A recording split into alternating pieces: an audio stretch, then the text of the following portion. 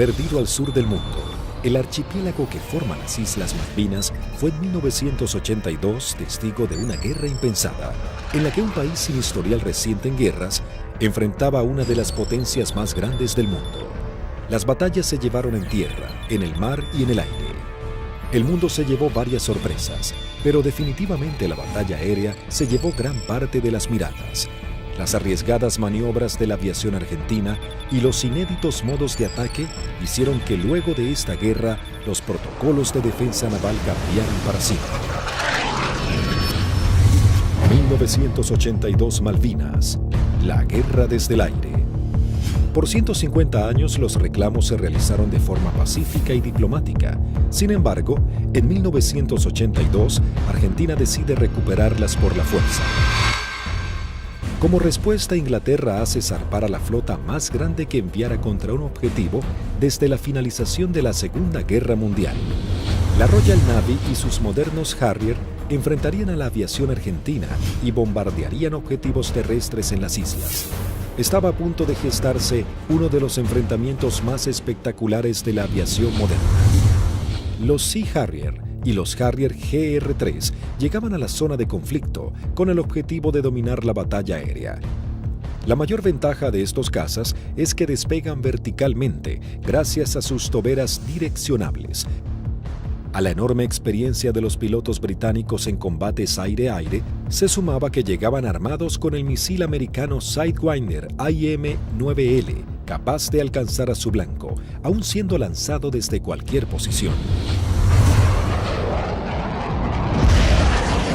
Argentina se preparaba para enfrentar a las fuerzas de tareas británicas con diferentes aviones que había adquirido en los últimos 40 años. Si bien tecnológicamente estaba muy lejos del ejército británico, los pilotos tenían confianza en su desempeño.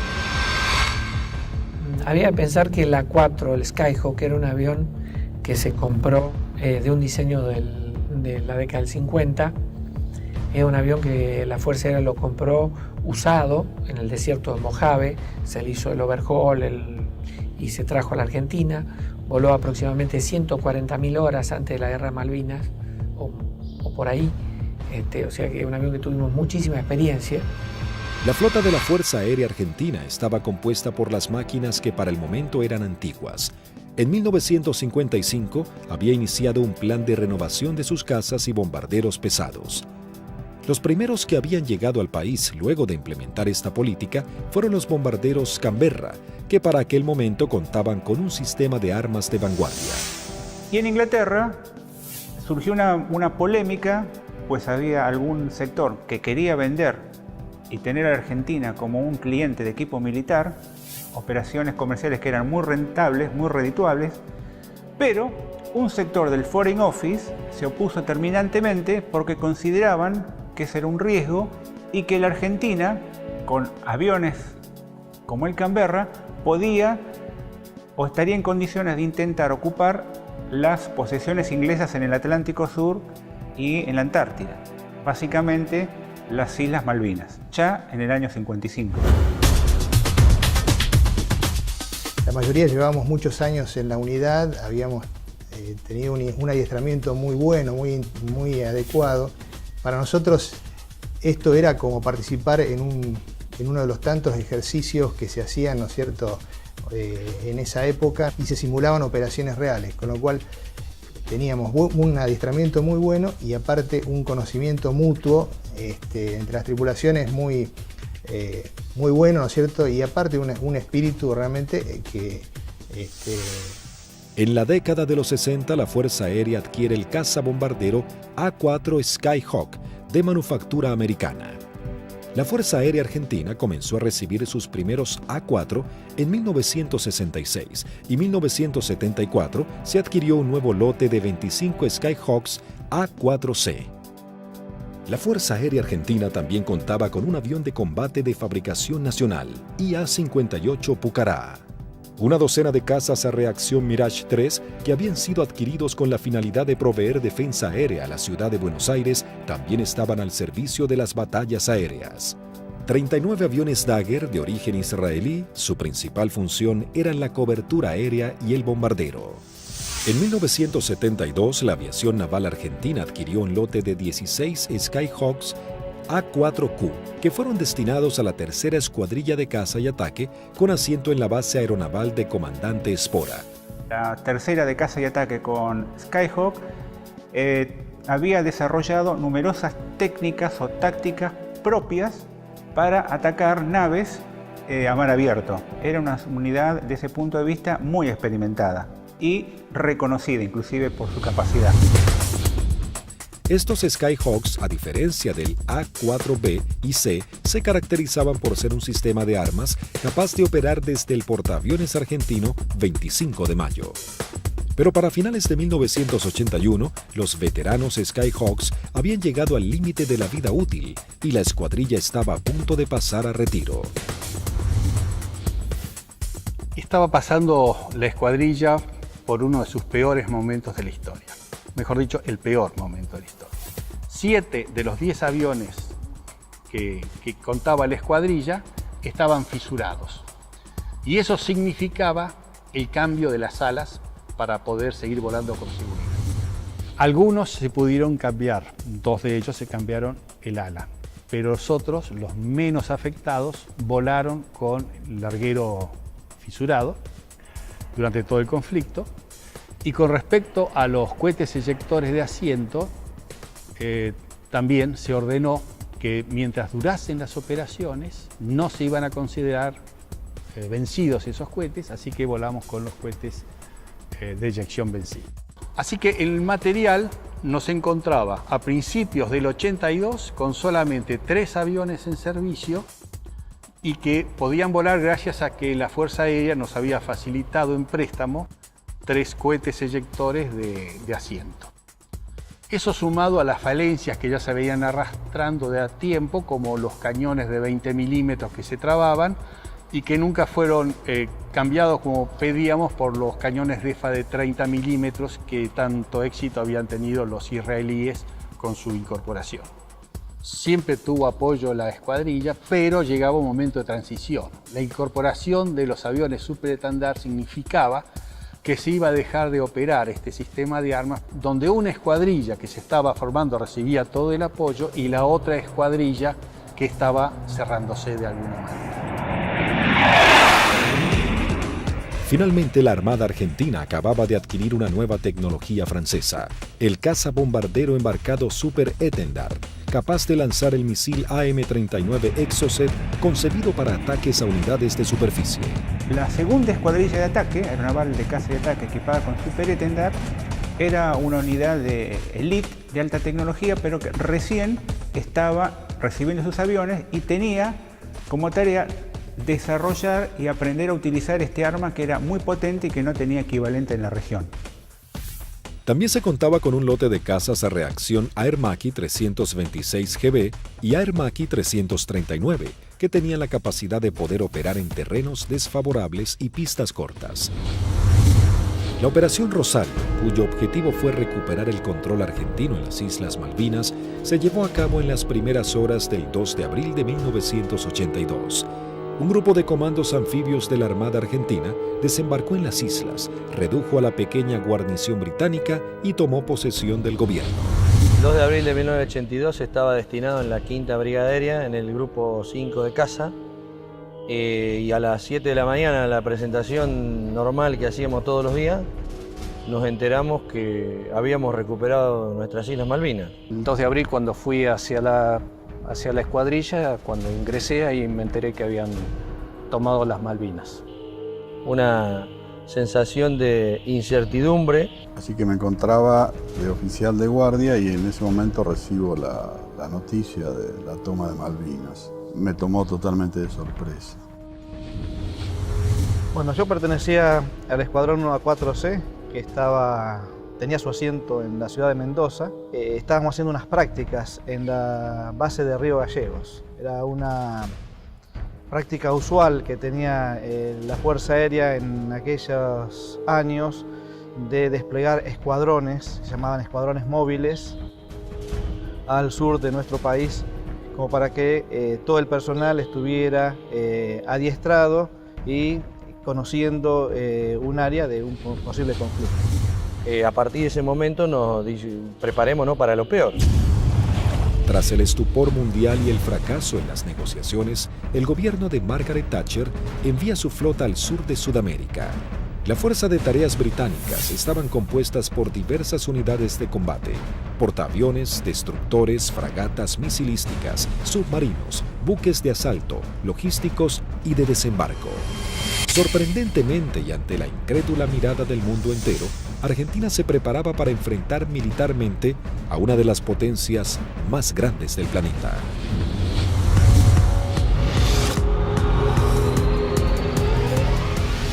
Los pilotos argentinos tuvieron un veloz entrenamiento para aprender a neutralizar objetivos navales sin ser derribados.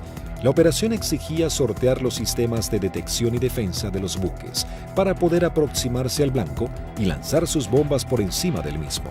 Había que equilibrar la inferioridad tecnológica con la capacidad humana.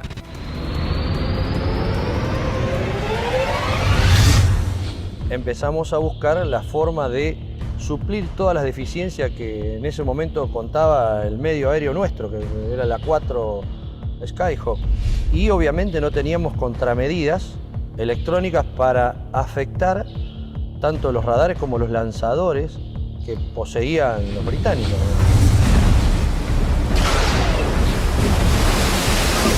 Los misiles que tenían desde 30 kilómetros, desde 20 kilómetros, 15 kilómetros y a partir de ahí cañones o armamento liviano, digamos. O sea, tenían una defensa muy grande para un solo elemento que podía ser un destructor, digamos.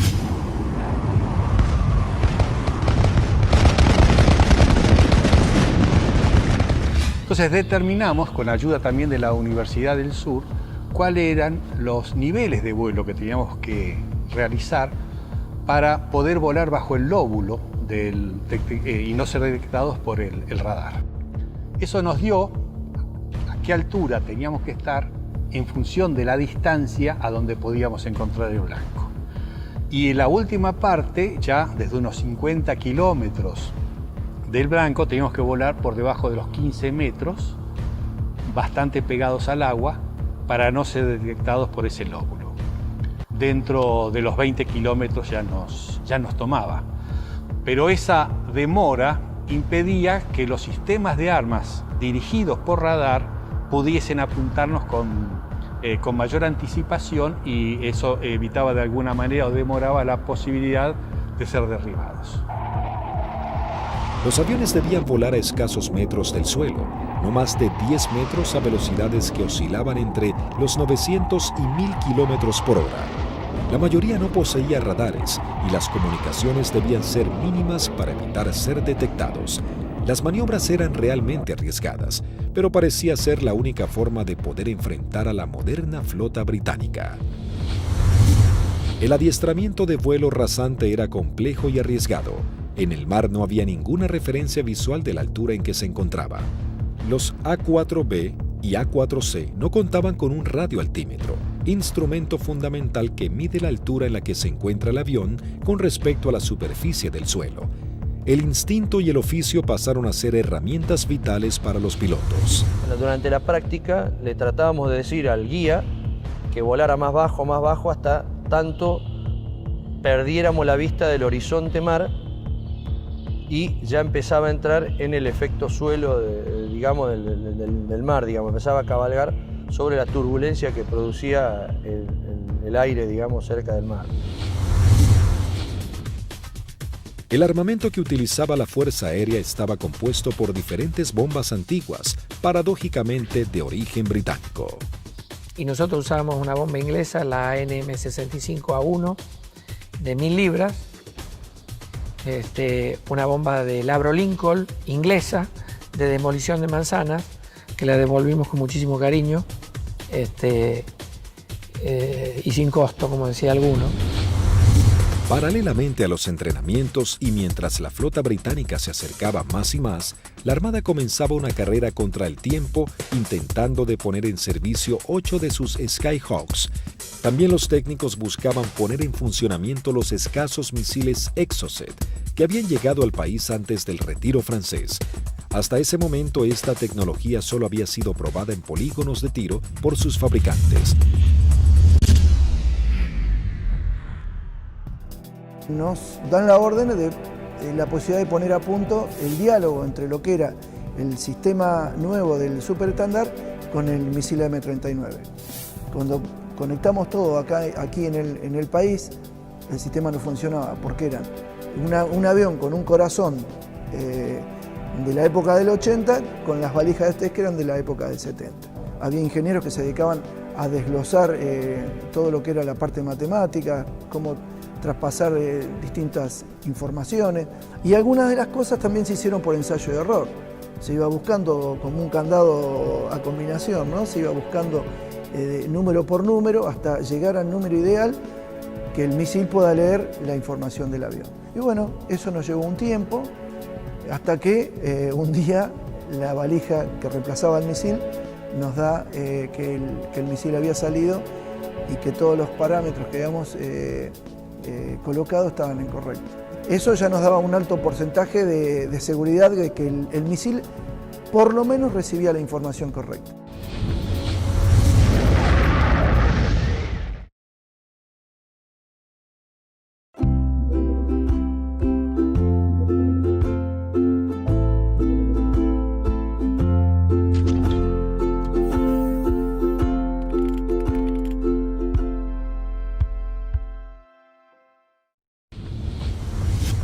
El 25 de abril, la flota británica llega a la zona y realiza sus primeras operaciones bombardeando las Islas Georgias del Sur y retomando su control. 5 días después, el 1 de mayo, tiene lugar el inicio de los enfrentamientos en las Islas Malvinas y comienza la batalla aérea. 2 bombarderos Avro Vulcan británicos despegaron de las Islas Ascensión con la intención de dejar fuera de servicio la pista de Puerto Argentino. Al enterarse de la noticia en los aeródromos de Río Gallegos, Río Grande y San Julián, las secciones interceptoras se preparan para entrar en acción. 2 Dagger de la primera sección de Río Gallegos regresan al continente sin haber encontrado ningún objetivo. Una segunda sección de Dagger de la base de Río Grande es la primera en hacer contacto con aviones Harrier británicos. Al despegar hicieron contacto con el radar Malvinas, operado por la Fuerza Aérea Argentina. Con un alcance de 300 kilómetros a la redonda, se convertía en los ojos de los pilotos. A través de ellos podían saber qué aeronaves había en el teatro de operaciones.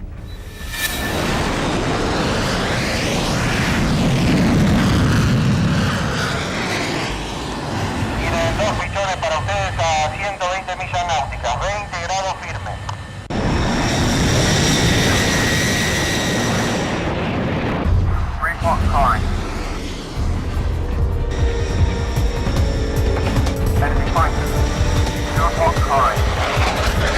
Los veo ahora los 4 juntos, no los puedo diferenciar, repito, no los puedo diferenciar. Los 4 interceptores comienzan a dar giros buscándose unos a otros, los argentinos con 22.000 pies y los Harrier 4.000 pies más abajo. Ahora los tienen a 9 millas de frente y a 1 milla al costado derecho.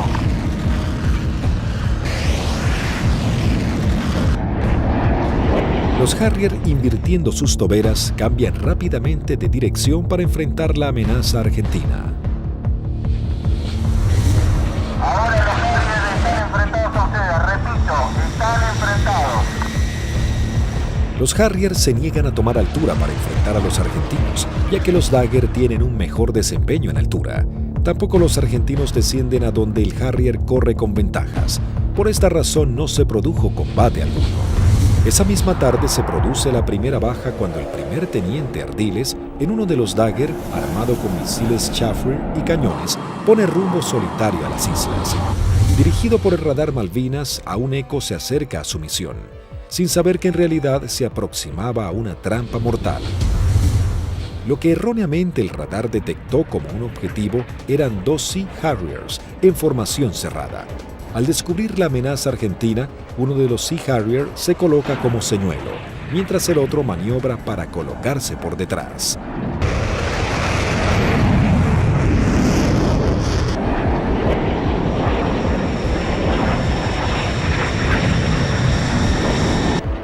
Ardiles se coloca en posición de disparo y lanza un misil Chafford que es evadido por el piloto británico. En esos segundos decisivos, el segundo Harrier logra colocarse detrás del avión de Ardiles y acciona su disparador lanzando un misil contra el Dagger. El piloto argentino no pudo eyectarse. Tras patrullar la línea de la costa, 3 Dagger de la base aérea de San Julián prosiguen hacia Puerto Argentino. Antes de llegar se encuentran frente a 3 buques británicos que están bombardeando el área. El destructor y las 2 fragatas abren fuego contra los aviones argentinos sin poder alcanzarlos. En ese momento el capitán Di Meglio lanza sus bombas sobre el destructor. Luego los Dagger inician el escape mientras una patrulla de Harrier va a su encuentro. Los aviones británicos abortan inmediatamente su ataque cuando 2 Dagger armados con misiles se interponen entre ellos y la escuadrilla para facilitar el escape de los argentinos.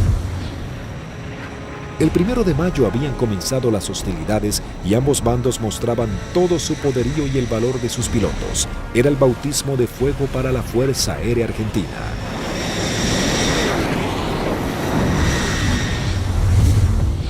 La guerra aérea había comenzado con los primeros enfrentamientos. Los británicos entraban su base de operaciones en la isla Ascensión y desde los portaaviones Hermes e Invencible. El objetivo principal era inutilizar la pista de Puerto Argentino, así dificultar las comunicaciones entre la isla y el continente, comprometiendo las posibilidades de los pilotos argentinos. La pista fue desde ese momento uno de los blancos principales de los Vulcan y los Harriers británicos. La primera baja en la pista es el mismo 1 de mayo, cuando los Sea Harrier bombardean al Pucará del teniente Yukik, alcanzando a su piloto y gran parte del personal que trabaja en el lugar. Fue el primer contacto con la guerra en sí, digamos, ¿no es cierto? En definitiva, nosotros habíamos tenido ya el aviso que había sido atacado Puerto Argentino a eso de las 4 de la mañana, y a partir de ahí nosotros entramos a movilizarnos y tratar de sacar los aviones, porque la mayor debilidad era el momento de puesta en marcha. Es decir, uno estaba sentado y había gente que estaban apoyando en la puesta en marcha del avión, que también la inexperiencia por ahí, uno se pregunta por qué había tanta gente, pero todo con el ánimo de colaborar y que los tiempos para que saliera lo más rápido posible fuera corto.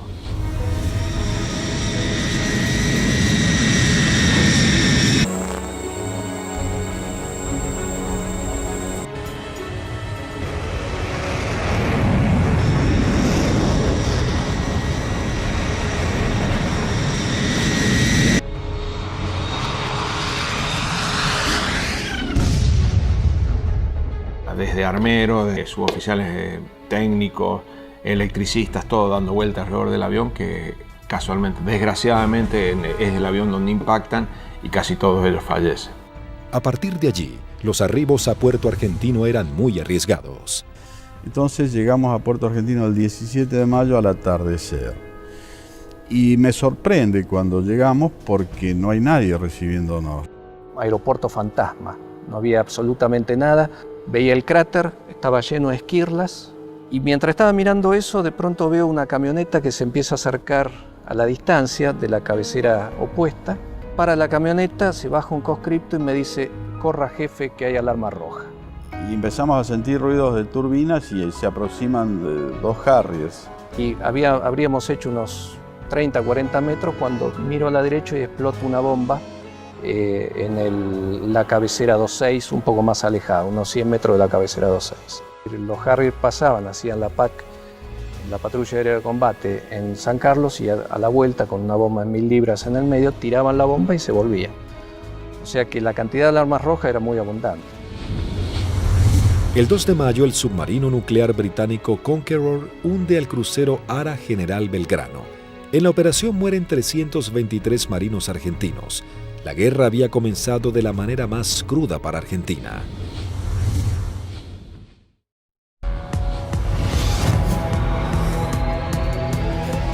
Mientras Argentina buscaba reponerse del hundimiento del crucero General Belgrano y los británicos comenzaban a familiarizarse con el lugar y el clima adverso de la región, la guerra del aire se encrudecía cada vez más. La Fuerza Aérea Argentina tenía el objetivo de diezmar lo antes posible a la flota británica y defender los objetivos en la isla que eran constantemente atacados. Los Harrier buscaban detener la acción de los pilotos argentinos y anular la comunicación entre el continente y Malvinas. La aviación naval contaba con que los servicios británicos de inteligencia habían descartado el uso del misil Exocet después de que el personal técnico francés se retirara de Argentina al inicio del conflicto. Por lo tanto, era una carta secreta con la que contaba Argentina. Tras semanas de arduas tareas, los técnicos navales logran hacer funcionar el misil. Para esto, los pilotos iban adiestrando en todo lo que era la parte operativa, ¿no? El lanzamiento del misil, el vuelo rasante, y nosotros trabajamos en la parte técnica. Una vez logradas las dos combinaciones, se le dio el ok que la escuadrilla estaba en condiciones de lanzar los misiles AM-39. El 4 de mayo, la aviación naval argentina pone a prueba por primera vez este sistema de armas. La segunda escuadrilla de caza y ataque monta una misión con 2 Super Etendard y un avión explorador Neptune y el apoyo de un reabastecedor Hércules de la Fuerza Aérea Argentina. El avión explorador Neptune detecta 3 contactos. Los 2 pilotos de los Super Etendard, tomando por sorpresa a los británicos, lanzan sus misiles contra el Sheffield.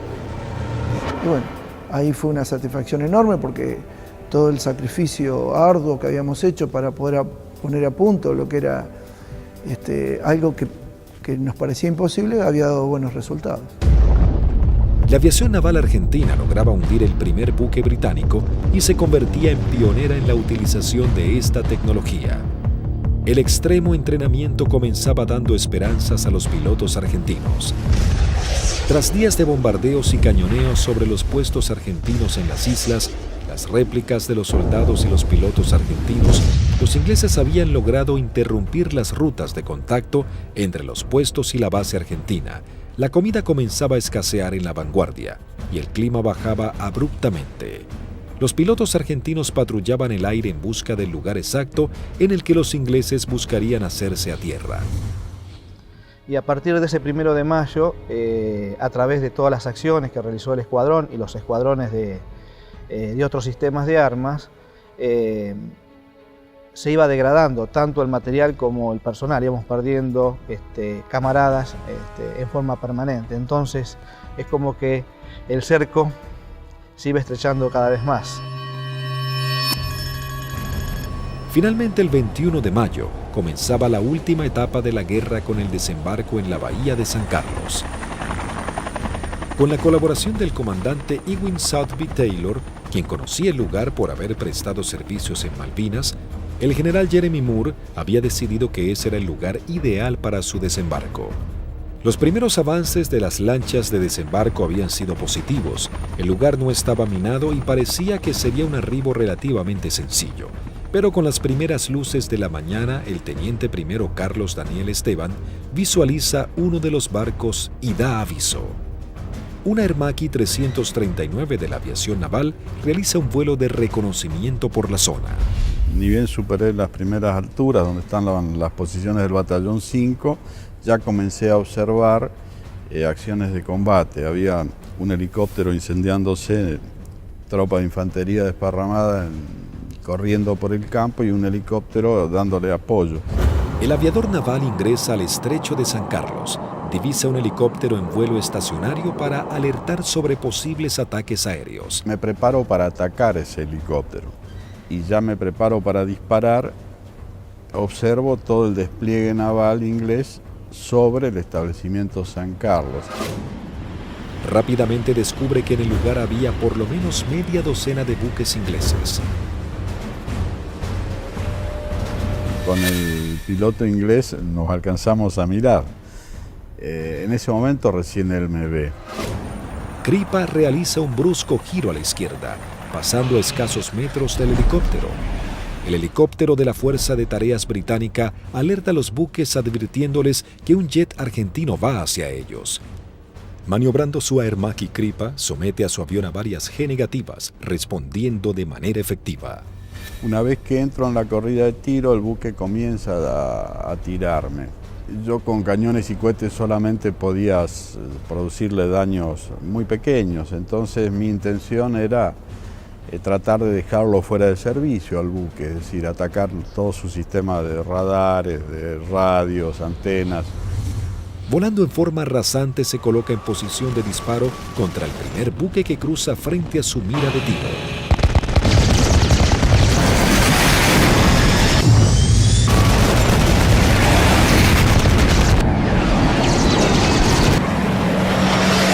Tuve que recobrar muy fuerte mi avión con mucha fuerza para no pasar y cortar sus antenas.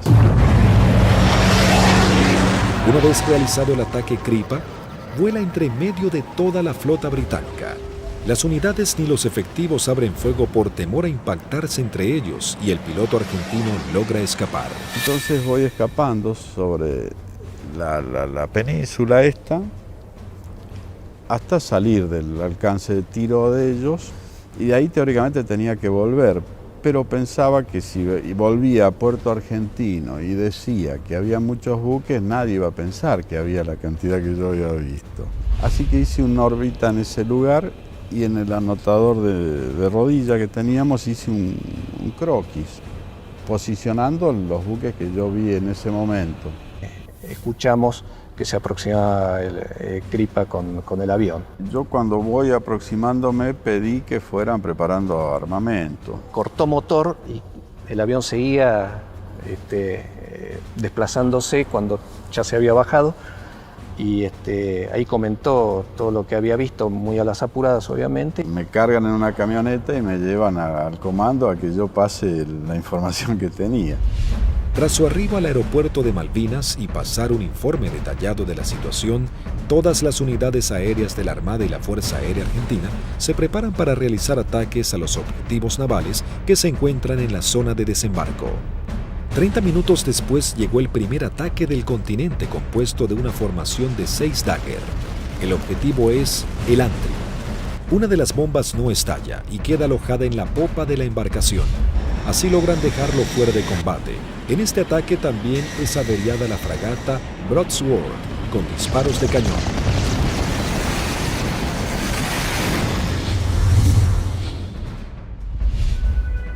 En Río Grande, las escuadrillas de Dagger y A-4Q navales parten para atacar blancos ubicados en el estrecho de San Carlos. Argentina intentaba dominar el espacio aéreo en el archipiélago.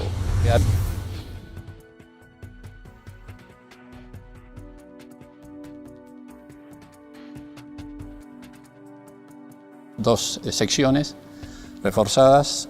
Yo salí con el teniente Márquez y el teniente Arca y el sublíder era el teniente Rótolo con el teniente Lecuri y el teniente Silvester.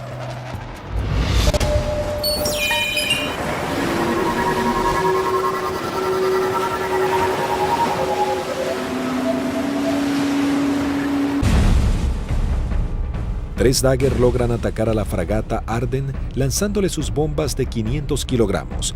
Una de ellas explota en la popa dañando seriamente un helicóptero Sea Lynx y su sistema de defensa.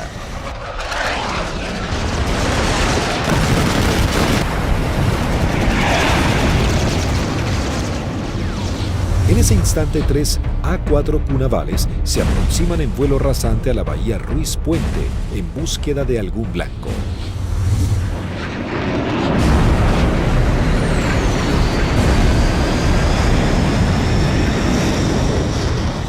Había lluvia, chubascos, techos bajos y poca visibilidad, condiciones totalmente desfavorables en caso de encontrarnos con algún buque inglés, porque su radar y su sistema de detección de blancos nos iba a ver y lanzar los misiles mucho antes que nosotros los viéramos a él.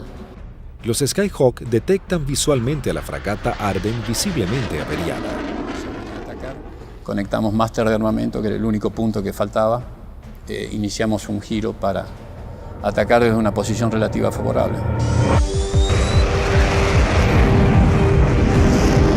Los los 3 A4Q navales se aproximan en vuelo rasante a 900 kilómetros por hora. El teniente Márquez, quien vuela último, ve el impacto producido por una de las bombas de 250 kilogramos del capitán Alberto Filippi, que da de lleno en la popa, elevando una gran bola de humo y esquirlas.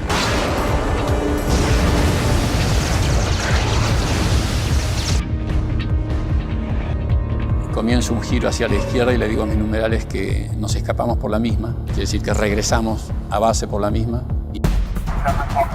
2 Harrier que habían despegado del portaaviones Hermes para patrullar el área del sur del estrecho de San Carlos ven las explosiones sobre la popa de la fragata Arden e inmediatamente se lanzan en picada para prestar apoyo. Y escucho la voz del teniente Márquez que dice Harrier, Harrier.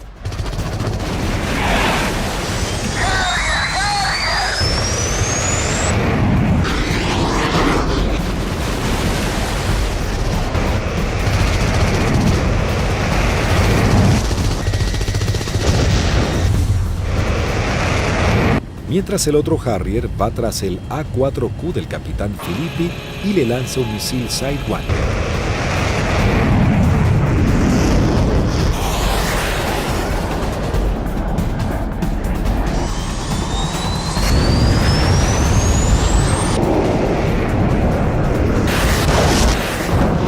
En ese momento escucho una explosión muy fuerte.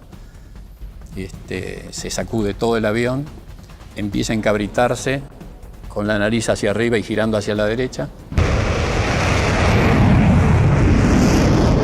Miro hacia la derecha, estaba girando y veo un Harrier que se aproxima como para un remate demasiado cerca para mi gusto.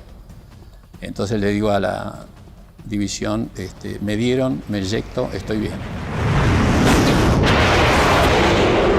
Una fuerte explosión, un golpe muy fuerte en todo el cuerpo, me desmayo.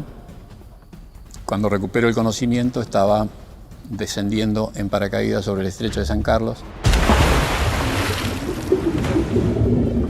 El impacto fue bastante más fuerte de lo que yo me hubiera imaginado. Tuve suerte porque el mismo paracaídas, una vez que entro en el agua, se acuesta y el viento lo infla y el viento mismo me sacan de abajo del agua y me lleva hacia la costa, ¿no? En la costa, bueno, llegué, estaba realmente agotado.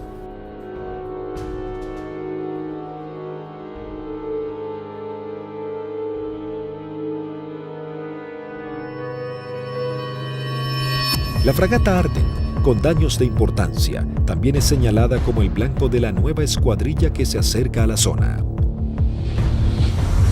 Llegamos al borde de la bahía y vimos un destructor en el medio, una fragata para nosotros tipo 21 en el medio del canal, y esa fue la que señalé y esa fue la que atacamos. El teniente Rótolo dice a babor y vimos a lo que después supimos que era la Arden en el medio del canal, del estrecho.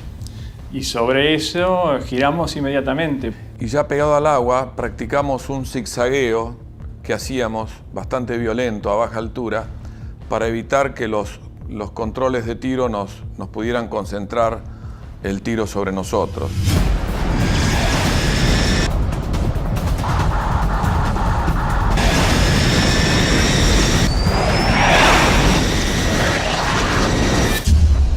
Lo que parece una eternidad antes tiene que ascender a 60 metros, 200 pies, nivelar el avión y empezar a hacer puntería si quiere que la misión sea efectiva. Yo vi que se inundaba el mar de piques y uno sigue con esa trayectoria, ya no tiene otra alternativa.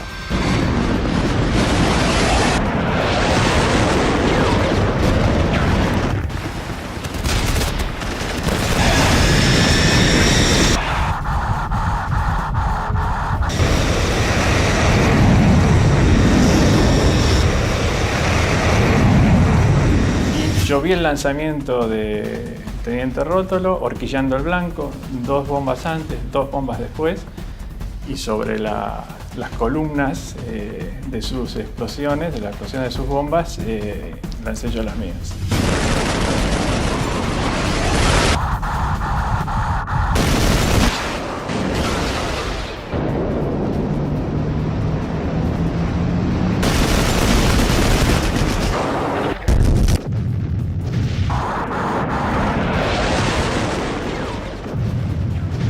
mientras lanzaba, intentaba no perderlo de vista, porque de hecho estábamos con combustible muy marginal y él tenía un equipo que yo no tenía a bordo, que era el BLF, que es un equipo de navegación y que le permitía una navegación precisa. Mi seguridad de hacer el camino más corto de regreso al aeropuerto era mantenerlo a él a la vista.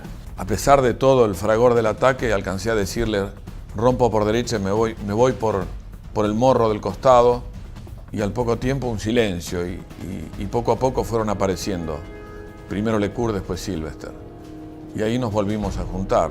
Por un lado teníamos la satisfacción del deber cumplido y por otro el sabor amargo de haber perdido, bueno, lo que las estadísticas dicen que se pierden en este tipo de ataque a unidades navales. El 50% de las unidades que salen normalmente no regresan. Sí, es un ataque, es violento, es muy violento lo que se vive en la cabina. Debido a los ataques que sufrió ese día, la fragata HMS Ardent se une en las frías aguas del estrecho.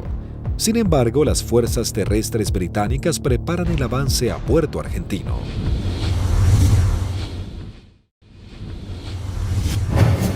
Las batallas eran cada vez más encarnizadas. El ejército británico debía lidiar con las tropas argentinas apostadas en las islas, los ataques certeros de la aviación y con el clima que día a día se volvía más frío. El 23 de mayo se desata un nuevo ataque contra otra de las unidades de superficie claves de la Fuerza de Tareas británica. Esta vez el blanco es otra fragata clase 21, la Antelope.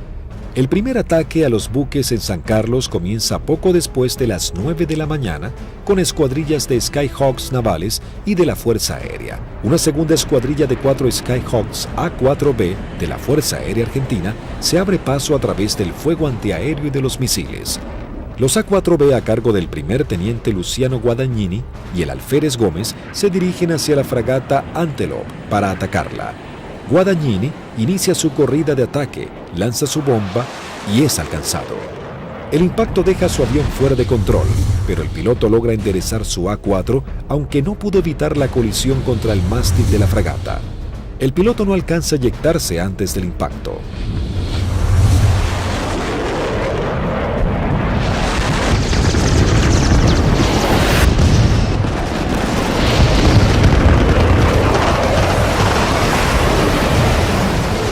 La bomba continuó su trayectoria y quedó alojada en la banda de estribor sin explotar. Tras la primera incursión, el ataque a la nave continúa con los A4Q navales, que se aproximan rápidamente en vuelo rasante por la isla Gran Malvina. Pude recorrer bien pegado al terreno en la isla Gran Malvinas y llegamos lo que vendría a ser al cordón muy bajo que hay, pero de unos 450 metros de altura.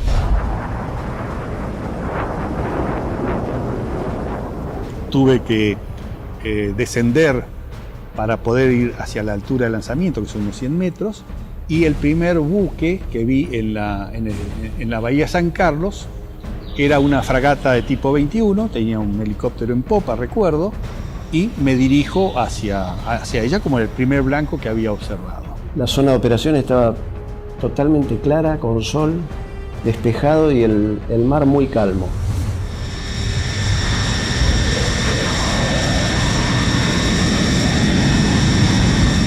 Todo era como en las ejercitaciones que siempre hacíamos con flota, un buque que simulábamos el ataque, el buque que nos apuntaba, pero esta vez en vez de apuntarnos tiraba también. Inmediatamente que entramos a la bahía, empezaron a tirar y tiraban ya de tierra, se veían los fogonazos, sobre todo de la derecha y del frente.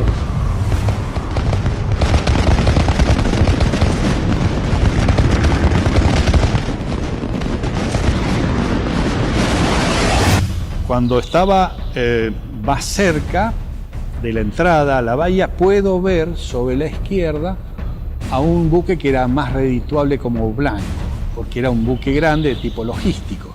Así que cambié el arrumbamiento para seguir sobre este buque. En un momento dado quise tirar cañones porque tiraban de todos lados y salieron 2 disparos y se me trabaron los cañones. Así que me quedé con la bomba nada más. veo que desde la proa del buque sale una especie de bengala que reconozco que era un misil, y el misil era un SICAT, que venía en forma así errática hacia mi avión.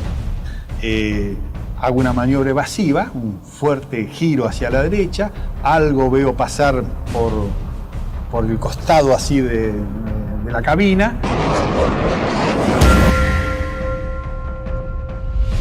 Pero evidentemente el misil ese me había sacado en la corrida de puntería, que si bien no me derriba, logra el objetivo de que yo no pueda lanzar con mayor precisión las bombas, y evidentemente mi salva fue larga. Habían borrado las matrículas de los buques, así que se veía un buque gris clarito sin poder identificar qué buque era. Cuando paso lanzo, eran 2.000 libras de peso que largaba en un instante, el avión hace una cabreada, quiere subir, impido que subo, y cuando miro adelante estaban tirando de todos lados.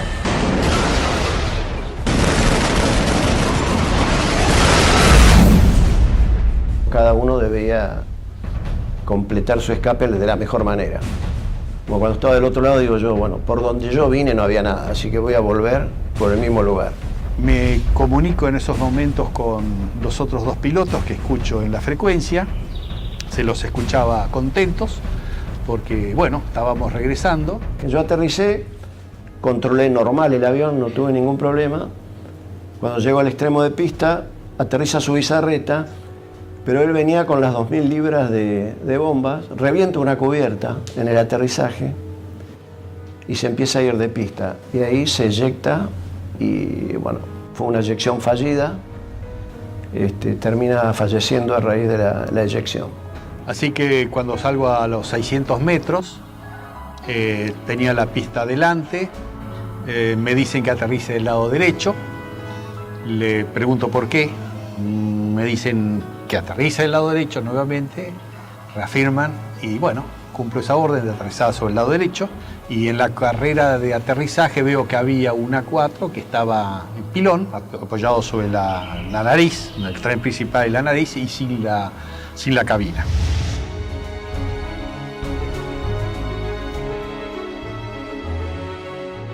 No sabíamos nada de los tres primeros y su bizarreta que acababa de morir en el aterrizaje. Aunque dañada severamente, la Antelope aún continúa a flote. Esa noche, mientras se intentaba desarmar una de las bombas, estalla. Automáticamente se produce un incendio masivo y la nave se hunde. Con los británicos en tierra, listos para marchar a Puerto Argentino, la aviación se esforzaba más y más para frustrar sus objetivos. Por las noches, los Canberra arrojan bombas pesadas para hostigar blancos en las áreas donde las tropas británicas poseen puntos fortificados de artillería, logística y puestos de mando. Se usó la táctica, digamos, del tiro a gran altura, pero auxiliado por el radar. La mayor amenaza para nosotros eran los misiles tierra-aire y las patrullas de Harrier. En la última oportunidad que tiramos sobre Monte Kent, el radar nos avisa de que se estaban acercando una patrulla de Harrier y nos fue dando las posiciones relativas, o sea, nos avisa que estaban a 25 millas, nosotros hacemos el tiro, realizamos la maniobra evasiva, a partir de allí le damos al avión la máxima velocidad posible, ¿no es cierto? Vemos que se acercan hasta 20 millas y luego empezamos a perder, digamos, a ganar distancia con respecto a los Harrier, con lo cual esa fue una amenaza concreta que no llegó a acercarse a la distancia de tiro. Con las primeras luces de la mañana del 25 de mayo, el mayor ataque de la aviación argentina comenzaba a gestarse. El almirante Woodward, jefe de la Marina Británica, previendo la situación, rápidamente despliega sus unidades para sostener los ataques. Los observadores navales argentinos mantienen actualizada la posición de los buques enemigos mientras las escuadrillas llegan a la zona. En el continente, los dos Super Étendard de la Armada Argentina preparaban los misiles AM-39 Exocet para un segundo ataque sobre la flota británica con un rumbo de acercamiento diferente para lograr una mayor efectividad.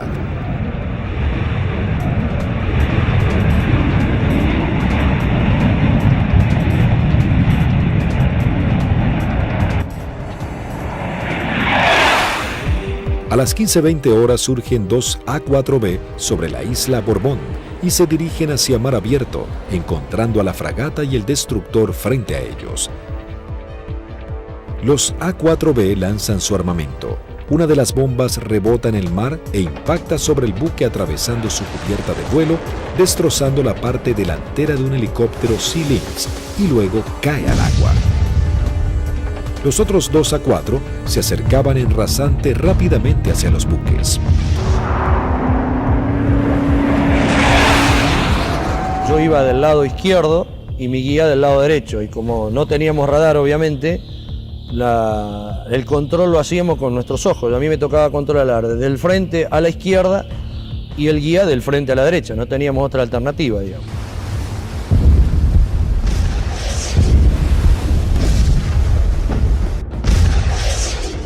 Y le digo, a la izquierda están, así como estaba mirando, le digo, a la izquierda están al guía, y saco la vista y lo miro para ver qué iba a hacer. Acuérdense que nosotros veníamos bien pegados al agua, rasante. Veo al guía, lo miro, y la maniobra que hace él es instantánea. Cuando escucha una sugerencia que le digo, a la izquierda están, pone viraje a la izquierda violentamente buscando el blanco. Inmediatamente el guía pone viraje brusco a la izquierda, dejando sin opción a Barrio Nuevo de tener que elevarse para esquivarlo entrando en el área de tiro del radar, que al estar en automático, inmediatamente lanza un misil Sea Dart. Escucho a la otra escuadrilla, Carballo, que dice el misil, el misil, el misil. Y Rinque, que venía atrás, le dice, no se preocupe que va por otro lado.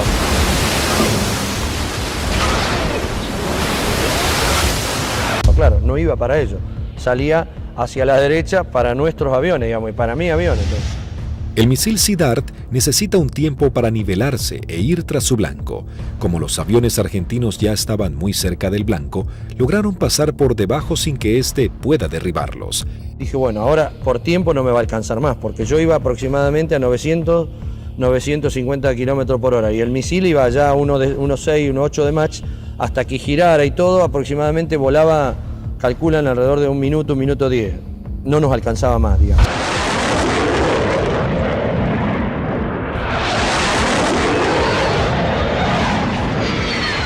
Yo lo veo al guía porque le iba formando un poquito más atrás, unos 50, 100 metros más atrás, y veo perfecta las bombas cuando la lanza y impactan a no más de 1 metro del agua.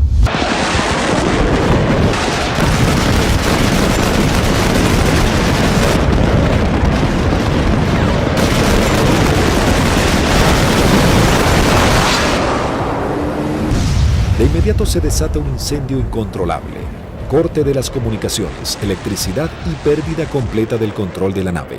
Cuando aterrizamos en Río Gallegos, estaban columnas de mecánicos, los primeros 200, 300 metros con banderas, saludándonos. Yo pensaba, mirá qué bien, estaban festejando el 25 de mayo, digo, contento que volvemos los 4 aviones, espectacular, bárbaro. Y cuando vamos a la plataforma para estacionar, vemos que hasta el jefe de escuadrón viene a recibirnos y algunos pilotos. Yo no entendía nada, y yo como era el último avión, yo no me preocupé. Y cuando bajo, el jefe de escuadrón me maltrató. ¿Qué hizo? ¿Qué hizo usted, Alfredo? Yo le digo, el avión está en servicio, le digo, puede volar, no lo rompí, no hice nada. Le digo, está bárbaro. No, pero ¿qué hizo? Y ya me agarra de la solapa, eso no me lo olvido más. Así de la campera, de lo que le quedaba del chaleco salvavidas, y le dice, ¿pero qué hizo, señor? No sé. Me despeiné en el vuelo, le digo, estoy desilustrado, no tengo ni idea. No, ¿qué hizo? Acaban de hundir un buque en 20 minutos. 19 hombres sucumben inmediatamente en el ataque y se hunde 20 minutos después de ser alcanzada. Al mismo tiempo que los A4B de la Fuerza Aérea ponen rumbo al continente, un Hércules de la Fuerza Aérea Argentina reabastece al este de las Islas Malvinas a 2 Super Étendard de la aviación naval. Ellos ya están preparados para un nuevo ataque con misiles Exocet.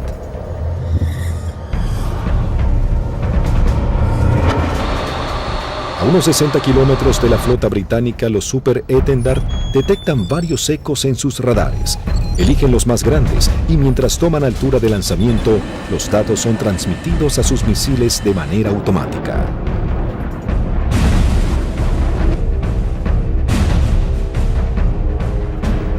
Una vez en vuelo, el misil es autónomo.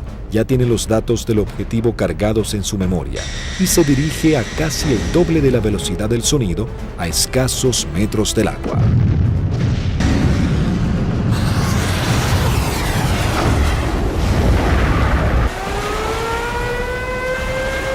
Nuevamente los británicos lanzan una alerta de combate. Los navíos ordenan despegar helicópteros con equipos para señuelos antimisil. Uno de los Exocet impacta en el buque e inmediatamente se desata un incendio que destruye elementos vitales para la operación anfibia que se desarrolla en San Carlos.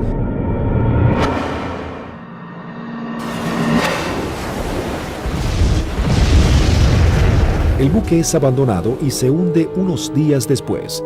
Si bien el daño infligido sobre la flota británica era considerable, cada vez la resistencia argentina estaba más doblegada en las islas.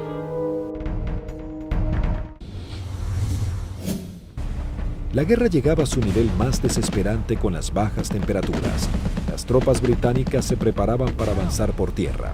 Sin embargo, los soldados argentinos apostados en las islas no cedían posiciones y los bombardeos aéreos azotaban a la flota británica. Las fuerzas argentinas, visiblemente cercadas en Darwin, resistían con el apoyo de la aviación. El 28 de mayo se proyectó atacar a las posiciones inglesas con los aviones IA-58 Pucará, que desde el 21 de mayo estaban asentados en Puerto Argentino. Conocíamos bastante la zona porque era en la zona misma donde nosotros habíamos operado antes. Es decir, a los alrededores de lo que habíamos utilizado como campo de aterrizaje nuestro, era en la zona donde ya estaban los ingleses aproximándose hacia el pueblito donde estaba la base, digamos, lo que quedaba de la base. Yo alcanzo a ver algo que se mueve, levanto y hago una ráfaga de cohetes, siento una voz en la frecuencia de mi radio que me dice desde tierra, en Darwin, siga tirando que están ahí, siga tirando que están ahí. Y ahí empiezo a sentir dos disparos también que me empiezan a impactar en el avión. El Pucará, si tiene alguna cosa, es la maravilla del gran poder de absorción de impactos, digamos, porque la manera que yo sentía que me pegaban, digo, me van a desarmar el avión. Yo trato de salir, como los impactos que me pegaban eran casi todos del lado derecho, quiero virar el avión hacia la izquierda y ahí el avión ya no me responde. Bueno, entonces ahí tomo la decisión de eyectarme. Muy bajo, yo ya estaba, creo que no más de 15, 20 metros del suelo. La sensación de estar colgado en un paracaídas no la tengo porque fue como si hiciera un salto desde un techo al suelo, porque fue todo demasiado rápido.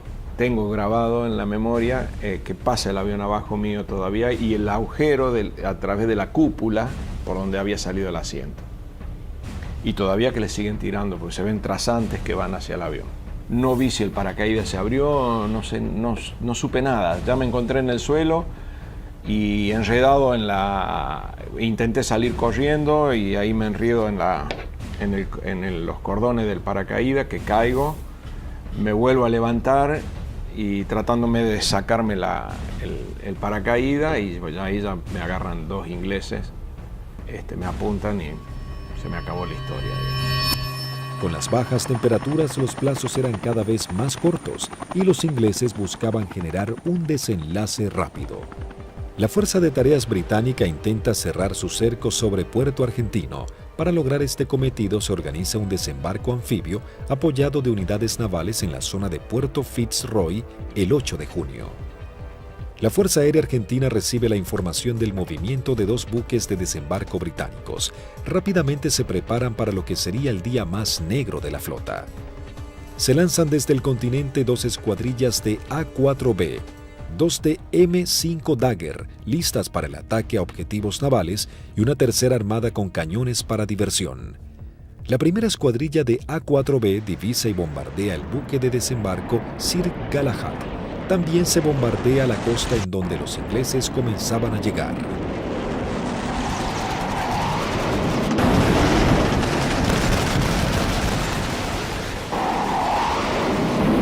La Fuerza Aérea Argentina, sabiendo que ha logrado impactar en los buques de desembarco, redobla su apuesta y envía una escuadrilla de A-4C y 2 A-4B para bombardear las posiciones terrestres en la cabeza de playa.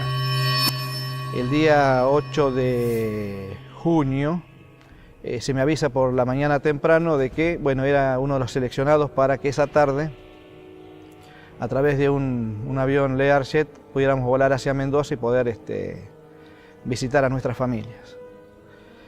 Pero claro, antes de poder alcanzar esa meta había que realizar una misión, entonces todo cambia un poquito el ángulo de cómo uno está viendo esa misión. Por supuesto que nadie hablaba, ¿no? Todo en ese momento estaba muy consustanciado con sus cosas íntimas, recordando a la familia, bueno, recordando a algunos camaradas que también habían caído. Así que bueno, uno ya, ese es el último momento que uno tiene como para pensar en uno mismo y en pensar en sus familiares. Siempre nos despedíamos de los compañeros que se quedaban y el abrazo era interminable y como si fuera la última vez, ya que no éramos kamikaze como nos dijeron, sino que teníamos conciencia de los riesgos y que las chances siempre eran muy escasas para sobrevivir. Una característica que teníamos siempre en nuestra unidad es que el personal de mecánicos que preparaba nuestros aviones y armaba nuestros aviones se ponía siempre al costado de ambos lados de la pista, con banderas argentinas, con los trapos con que limpiaba el avión, con lo que tuviera, con la campera, como para saludarnos y darnos ánimo. A las 15 horas parten hacia las islas las primeras 2 escuadrillas de A-4B compuestas por 3 aviones cada una. Por diferentes inconvenientes, deben regresar 2 aeronaves al continente y debido a que solo un avión cuenta con el instrumento navegador, se juntaron todos quedando una formación de 4 Skyhawks. Previo abastecimiento, llegaron hasta las islas, donde descendieron a escasos metros del mar para no ser detectados. Aquí fue la primera complicación que observé. Al hacer control de combustible antes de entrar en la zona de combate, me di cuenta que había uno de los tanques externos que no me había transferido todo el combustible de ese tanque, con lo cual ya el combustible que tenía sabía que no me iba a alcanzar para regresar al continente. Pero como estábamos muy próximos a la zona del ataque, decidí continuar. La sección ingresa a la isla Soledad con una formación escalonada sorteando la variada geografía del lugar para evitar ser detectados por los radares. Los pilotos saben que no cuentan con el factor sorpresa y que serán recibidos con un intenso fuego antiaéreo. Realmente dantesco, a pesar de que ya teníamos todos experiencia de que nos tiraran, pero era dantesco ver la cantidad de proyectiles 20 milímetros, 30 milímetros, artillería antiaérea y misiles de diversos tipos. Los A-4 sobrepasan las defensas aéreas y se dirigen rumbo a Bahía Agradable. En ese momento sucede algo inesperado para Sánchez. El numeral 4 lo sobrepasa, quedando él en cuarto lugar. Inmediatamente yo traté de acelerar mi avión para volver a tomar la posición que yo tenía inicialmente en la formación. O sea, trataba de alcanzarlo a Vázquez pasándolo por la derecha. 2 Sea Harrier del Escuadrón 800 giran en círculo sobre Fitzroy. Uno de los pilotos ve aproximarse un avión en vuelo bajo desde el sudeste e inmediatamente le avisa a su compañero. En ese momento, no sé por qué razón, se me ocurrió darme vuelta a la izquierda de mi avión y mirar detrás del avión. Y lo que se veían eran impactos de proyectiles atrás de mi avión, inmediatamente en la cola, y se levantaban surtidores de aguas, varios piques detrás de mi avión. Sánchez, sin saber quién era su atacante, decide continuar con su maniobra para lograr colocarse tercero en la formación. Cuando está sobrepasando al alférez Vázquez, Bolsan, el líder, encuentra al lanchón de desembarco saliendo del seno Choi Seul. Cuando la ve, inmediatamente pone viraje y el resto de los aviones lo siguen, con lo cual los 3 aviones se me vinieron encima mío. Ninguno se había dado cuenta que yo venía tratando de ocupar mi posición, con lo cual los tuve que saltar por arriba, evitándolos, tomé altura, lo cual siempre era un riesgo porque evitábamos tomar altura en la zona del combate porque era un tiro al pato, decíamos, de cualquier avión o cualquier buque que anduviera en la zona. Ante la atónica mirada de los pilotos británicos, los 3 Skyhawks inician su corrida-ataque hacia el lanchón. El numeral 2, teniente Juan Arraras, logra impactar de lleno la embarcación con sus bombas, ignorando la presencia de los aviones Sea Harrier. Hay algo que me llama la atención a mi derecha y a unos 500 metros veo 2 Sea Harrier a la misma altura que yo, bien formaditos, paralelos, un poquito más retrasado el segundo avión, el guía era David Morgan y el numeral Smith. El Sea Harrier lanza su primer Sidewinder hacia el avión de Arraras e inmediatamente Sánchez da la alerta. Cuando vi eso, que lanzó el misil, les doy la voz de alerta a mis compañeros, o sea, misil en el aire, 2 Sea Harrier. Arraras es impactado por un misil en su parte trasera, dejándolo fuera de control. Si bien se eyecta, no logra sobrevivir. El Harrier arremete contra el segundo A4. Tiene en su mira al avión de Vázquez. Lanza su misil impactándolo de lleno y sin que pudiera eyectarse. Realmente ese fue un momento choqueante, quedé muy choqueado porque el pensamiento era hace un instante, era un compañero mío, un amigo mío, un camarada mío, que desapareciera de esa forma, o sea, me impactó mucho, ¿no? Sin perder tiempo, el Harrier, piloteado por David Morgan, continúa su ataque contra su próximo objetivo. Las maniobras evasivas del avión del primer teniente Bolson no logran evitar el misil. Su piloto tampoco logra sobrevivir a la explosión. Y al volver a entrar en conciencia, inmediatamente fui a buscar los 2 Sea Harrier, ya que yo estaba expuesto también a recibir un ataque. No los vi donde estaban últimamente, en la última posición. Se me ocurrió mirar para arriba y ahí es que veo un Sea Harrier que empieza a hacer, baja su nariz para iniciar el ataque a donde yo estaba en ese momento posicionado.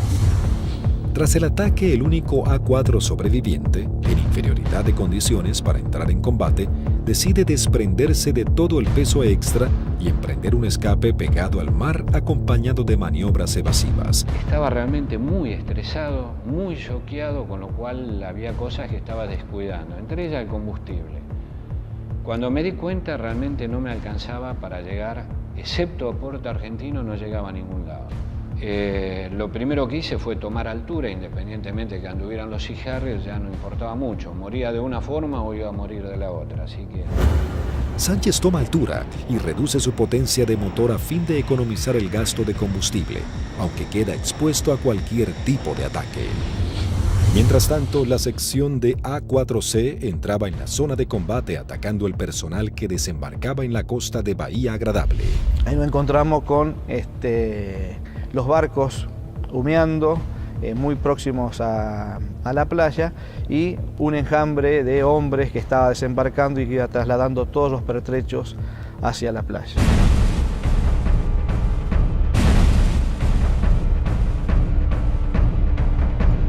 A partir del momento en que nos visualizaron, comenzaron a disparar tanto con armas livianas como con los misiles Blue Pie, que son misiles transportados por un hombre.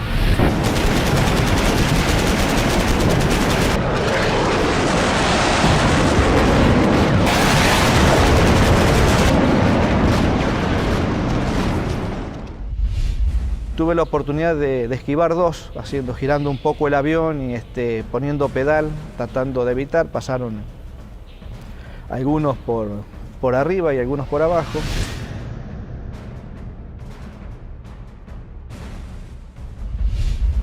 Siento también una explosión en la parte delantera de mi avión, que bueno, puede ser algún misil que me haya tocado, pero pude seguir operando, lancé las bombas y en el momento en que giro a la izquierda veo a mi numeral que está escapando hacia la izquierda con una luz roja que lo está siguiendo.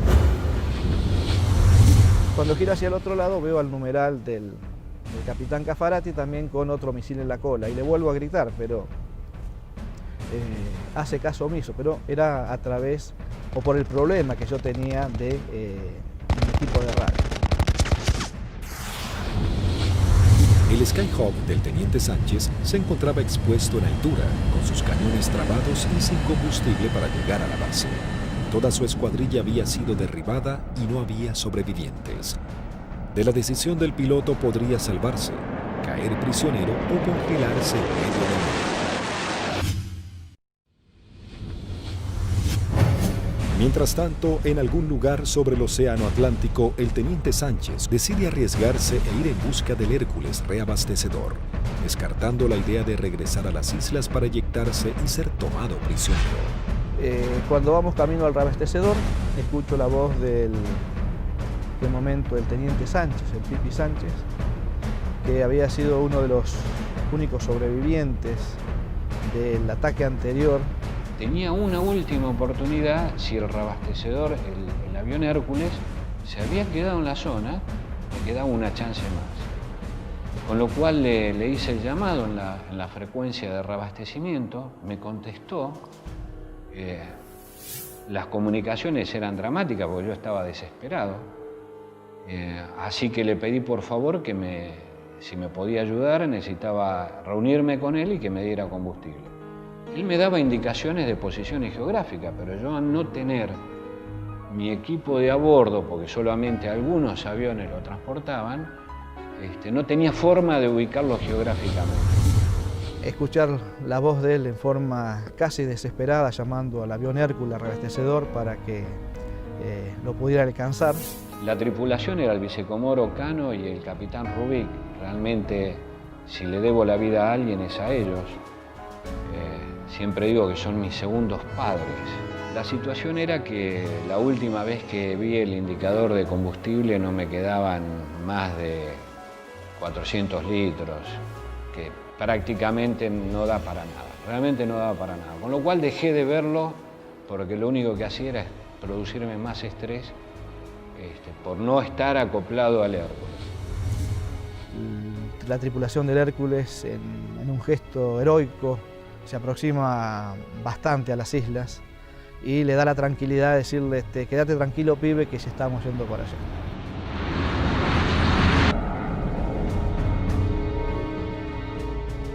Y luego pude acoplar y me transfirieron combustible que me permitió llegar a Río Gallegos, a nuestra base.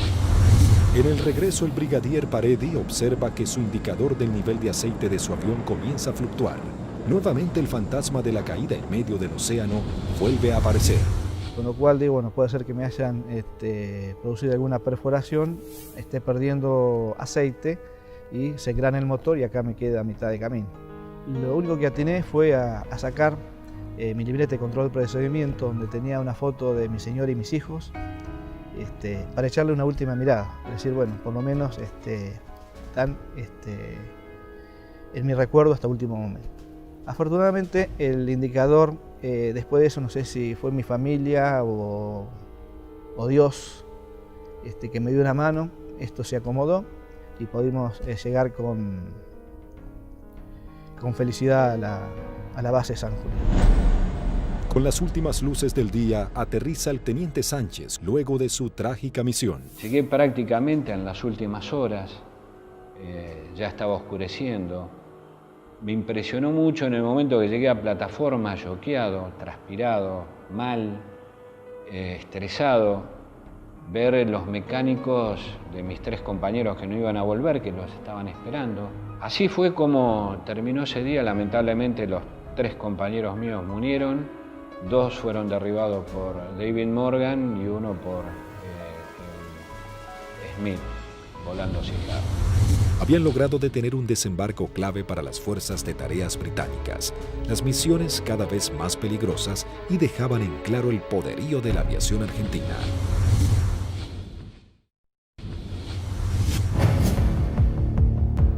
La guerra terminaba, sin embargo las misiones de la Fuerza Aérea eran cada vez más arriesgadas. El 13 de junio, a horas de finalmente firmar la dimisión argentina, comienza a tomar forma un ataque que podría haber cambiado el curso de la batalla final por las Islas Malvinas. El día 13 de junio, que fue ataque objetivo terrestre, en principio cuando comenzó el conflicto del Atlántico Sur, los pilotos teníamos cierta aprehensión a los ataques a objetivos navales, ¿no? Porque la fragata tenía de todo para defenderse. Cuando fue avanzando el conflicto y llegamos ya casi a los finales y los ingleses ya tenían buenas posiciones tomadas en tierra, realmente se complicaba el ataque a objetivo terrestre porque estaban las defensas terrestres, las aéreas y encima las navales. Había que sortear todas. Pero realmente era para lo que habíamos estado preparados toda la vida y creo que esa fue una misión en la cual los ingleses estuvieron sorprendidos de cómo nosotros llegamos al corazón del Estado Mayor que estaba en Monte Dos Hermanas, al pie del Monte Dos Hermanas. 2 escuadrillas de A-4B del Grupo 5 armados con 3 bombas retardadas por paracaídas toman parte de la última misión de combate de la Fuerza Aérea Argentina. La acción es osada y peligrosa, atacar y destruir el comando del Estado Mayor británico del general Jeremy Moore, jefe de las fuerzas británicas. En esa misión volamos casi unas 350 millas, un equivalente a unos 700 kilómetros, rasante. Iban tan bajos, tan rasante, que el chorro de los aviones quedaba marcado en el agua. Entonces me resultaba más fácil seguirlos. Y ahí escuchamos al radar Malvinas, que salió en frecuencia, y preguntaba, ¿hay alguien en frecuencia? Fue la primera vez que en mucho tiempo que el jefe de escuadrilla rompió el silencio de radio, el capitán Varela, y dijo, los nenes. Muy bien, dice Radar Malvinas, yo tengo, no los tengo, pero tengo una PAC al norte, 2 aviones, etcétera, etcétera. Tengo una al sur, tengo una al oeste y tengo una al este. Le volvió a preguntar el capitán, ¿usted nos ve? El radar Malvinas le dijo, no. Entonces ellos tampoco. A las 12 horas del mediodía, las 2 escuadrillas ingresan al área de Malvinas para dirigirse a su blanco. Cuando estábamos sobrepasando el acantilado, vimos que estaba posado ahí un helicóptero, un Sea Lynx británico, que son los que lo usaban ellos como de vedores. Y yo pienso que ese helicóptero informó la posición nuestra, informó la entrada nuestra a la isla. Inmediatamente de eso el radar Malvinas empezó a dirigir al aire, dar todos los movimientos de las PAC. Todas las PAC iban concentrándose hacia el lugar de nuestra ruta. Los A-4B toman vuelo rasante máximo, en formación cerrada, pegándose contra el terreno para evadirse de los Harrier que venían a derribarlos. El jefe de escuadrilla observó un soldado inglés con su casco y su fusil que subía una colina y lo encontró de frente al avión. Evidentemente estábamos volando muy bajo. Varela iba como siguiendo el terreno, volando bajo, y por momentos se perdía de vista. Cruzamos esa pequeña loma y por delante nuestro había un campamento muy prolijo con unos shelters y una veintena de helicópteros aterrizados en ese sitio y un despliegue de gente.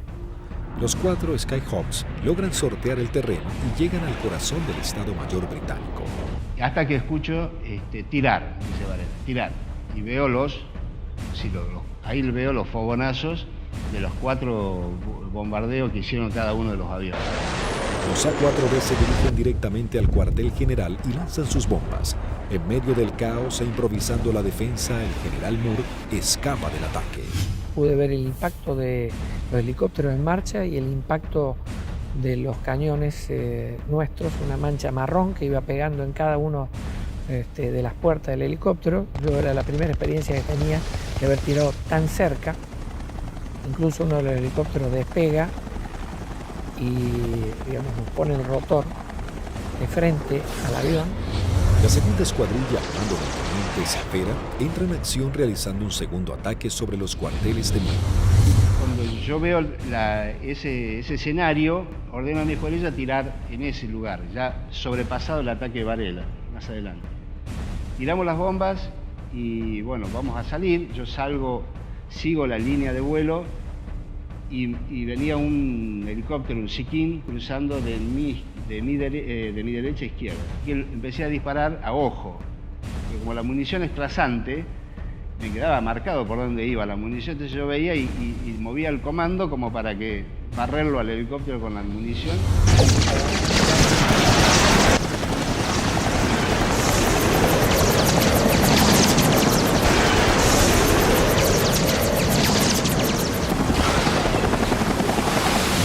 Y ahí mi numeral, que venía acá, a la izquierda mía, de Lepiane, me dice, él ve el lanzamiento de un misil que me venía hacia mi avión y me pide, dice, por derecha, Tuco, por derecha.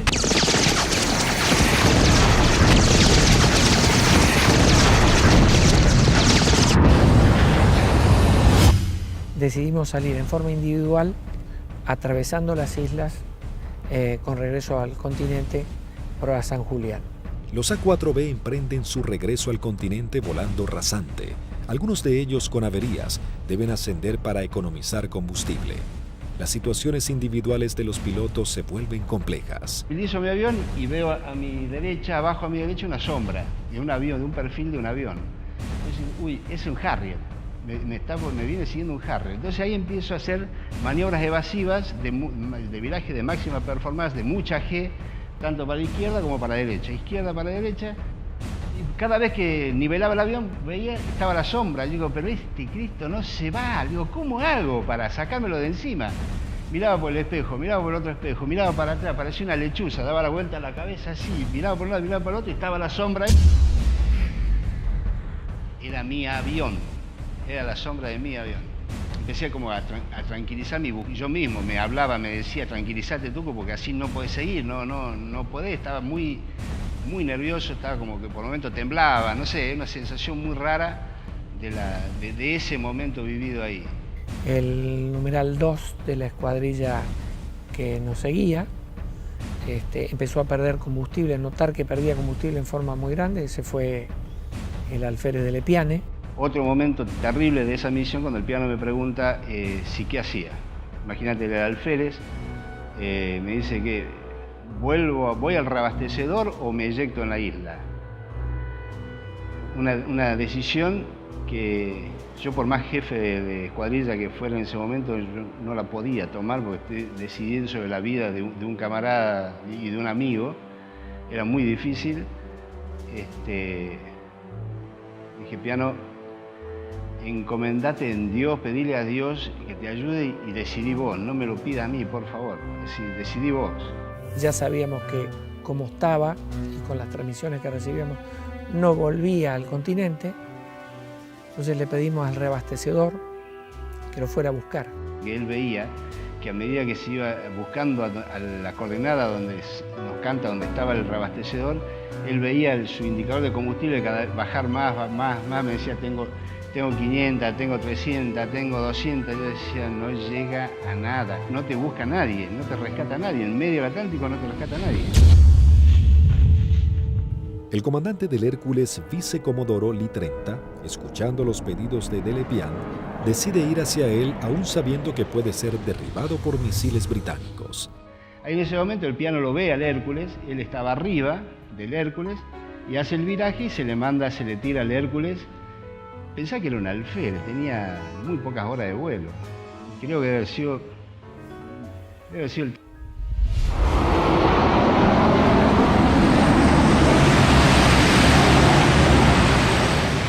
Ahí el reabastecedor se arrimó a las islas en un acto de arrojo terrible, ascendió lo buscó, lo encontró,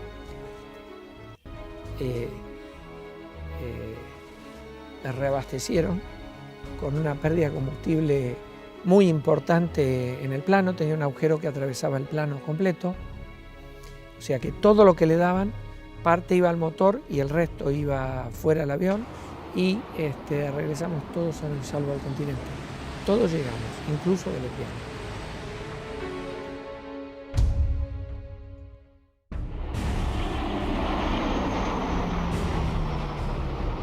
Ese fue un factor importantísimo en el desarrollo de la guerra, el tema del reabastecimiento.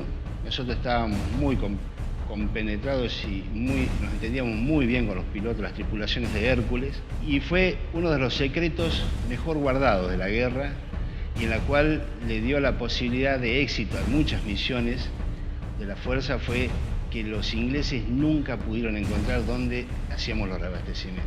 Buscaron por todos lados, nunca encontraron un Hércules haciendo reabastecimiento. Las misiones extremadamente peligrosas en las que se embarcaban los pilotos eran los últimos actos heroicos de una guerra que ya llegaba a su fin. El 14 de junio de 1982, las tropas británicas finalmente ingresan en Puerto Argentino y se firma la rendición argentina. El general Mario Benjamín Menéndez, jefe de las guarniciones argentinas en las islas, le informa a su par británico que solo puede responder por sus unidades en Malvinas. El general Moore insiste en la necesidad imprescindible de interrumpir las acciones y Menéndez le reitera su falta de control sobre la Fuerza Aérea y la aviación naval, pero le garantiza que no efectuará ningún pedido de misiones. Moore comenta sus experiencias en San Carlos y Monte Kent, donde noche a noche eran bombardeados por los Canberra, y agrega que el día anterior había salvado su vida por un minuto al ser atacados por aviones A-4B. El conflicto deja a los británicos con su flota desmantelada y no es posible proseguir con las operaciones navales. En ese momento, si alguien le pone un valor en números, y un avión que no valía más de $50.000, y una fragata CL-42 valía $550 millones puesta en el puerto. O sea que si uno hace números, realmente no resiste mucho análisis. La guerra económica la ganó la Fuerza Aérea Argentina, desde ese punto de vista, ¿no? Y la Armada con sus A4, porque eran aviones viejos que nadie calculó que tenían la capacidad de hacer el daño a una de las primeras flotas del mundo. Bueno, creo que hicimos bien los deberes. Hicimos aquello para lo cual estábamos adiestrados y creo que lo hicimos bien. Yo creo que esa es la demostración más grande del profesionalismo y de la cadena que hace que ese hombre, en definitiva el último eslabón, llegue y cumpla con su objetivo. Pero hay un montón de gente atrás y que todos han demostrado ampliamente su valía y convencimiento por la fuerza y en definitiva por la nación. El escuadrón, a pesar de que tuvimos muchas bajas, tuvo el espíritu y las ganas de seguir combatiendo y defender algo que era nuestro. Lo realmente importante es el vínculo que uno genera con el camarada que va a entrar en combate junto a uno, que va a arriesgar su vida con uno y del cual va a depender de mí y yo voy a depender de él. La voluntad y el deseo de poder cumplir con la misión y cumplir con ese juramento que en algún momento hicimos cuando éramos cadetes, de defender la bandera y la patria hasta perder la vida. 36 aviadores de la Fuerza Aérea Argentina y 4 de la Aviación Naval Argentina perecieron en operaciones de combate y accidentes. Primero y fundamental, el mejor recuerdo para aquellos que dieron todo, que es fundamentalmente la vida de aquellos que no volvieron. Es el gran honor para mí de haber haber conocido héroes vivos. Eso yo creo que es el mayor honor que he tenido, que me ha permitido la vida. El conflicto de Malvinas dejó un sabor amargo, pero marcó la impecable profesionalidad de los pilotos argentinos, quienes con tecnologías claramente inferiores y algunas que ni siquiera habían sido probadas, lograron dar batalla y sorprender al mundo con maniobras y estrategias de combate que jamás se habían utilizado. Si Argentina la recupera, será por la vía diplomática, con inteligencia, con trabajo. Es como se lo explico a mis hijos. Malvinas, con toda la calma del mundo, significa la persistencia de la necesidad de recuperarlas.